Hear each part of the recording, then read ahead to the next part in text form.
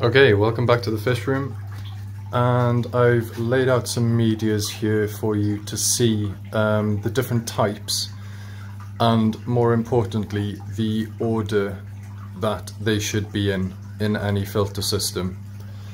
So for the purposes of this video, this is effectively where your water will come into the filter and it'll pass along these, and this will be your outflow.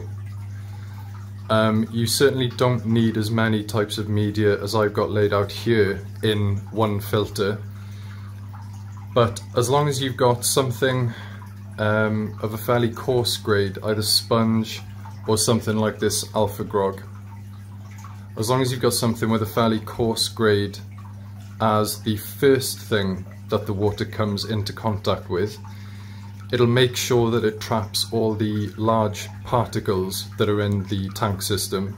So any large bits of dirt or waste will get trapped in preferably the sponge material, and that means that it won't then travel into the rest of the biomedia.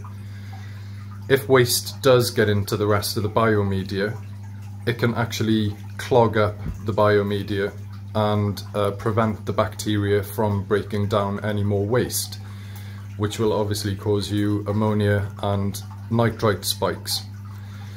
So it's very good practice to make sure that the first thing, as I said, your water comes into contact with is something chunky and coarse, like this sponge material is one of my favorite types of material to use at the very beginning of the filtration process. So water would effectively hit this first. I always like to use this Alpha Grog material in my filters, only because the irregular surface and all the sort of porous little channels that are all the way throughout each of the pieces of rock or ceramic material, it provides an absolutely enormous total surface area for beneficial bacteria to grow on. And because of the irregular shapes, it's very good at actually trapping large chunks of dirt as well. So if I am using Alpha Grog in my filter, only because it can actually trap large chunks of dirt in there as well, this can effectively become clogged. So I don't like to rely on Alpha Grog as my only source of biomedia in any filter system, as much as having it close to the beginning of the filtration system will always help an awful lot. These I've just tied together with strings so that they don't roll about everywhere, but these are what are known as bio balls to my knowledge, and as you can see they have also got a fairly sort of irregular shape. I mean it's regular mathematically, but it's nothing like a standard ball or sphere shape. And again, all these little sort of fins you can see everywhere, all of these surfaces maximize the bacteria population growth, because obviously if this were a solid ball, the bacteria could only grow on the very outside of it, whereas this, they can grow all over the inside, throughout it, on every which surface. And these bioballs also, for me, fall into the same sort of category as the Alpha Grog and the sponge material, whereby I wouldn't rely on them solely for biomedia, only because they can actually harbour and trap a lot of waste in them themselves, especially if you, for example, don't have any Alpha Grog, don't have any sponge, and these might be the first thing that the water comes into contact with. So if I had sponge in the first place, or this Alpha Grog material, then I'd be happy to rely on these as one of my centerpiece biomedia materials. But quite often I've used these in place of either of these, and then just moved on to the ceramic medias layered above the bio balls. So the ceramic medias are somewhat similar, but generally you will find these two differences. This first one I've got here, I hope you can see that texture on it. It's very porous. It means that water travels through this media very easily. It means that there's good oxygenation running throughout the entire piece of media, and because it's so porous, again, it's a step up from the BioBalls and the Alpha Grog with an increased surface area, considering all of the little holes and pores and channels that are located inside this media. The other types of ceramic media then, this one there's a stark difference if you look at it up close. It is a lot smoother.